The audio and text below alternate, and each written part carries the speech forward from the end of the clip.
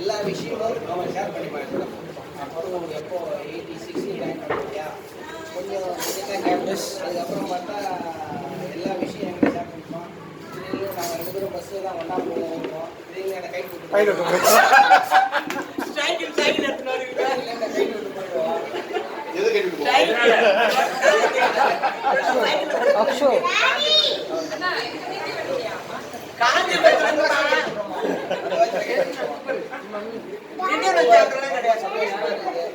இதுக்கெல்லாம் வந்து அப்பா அம்மா தான்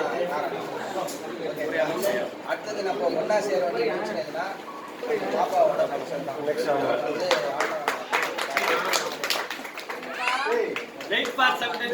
சொல்ல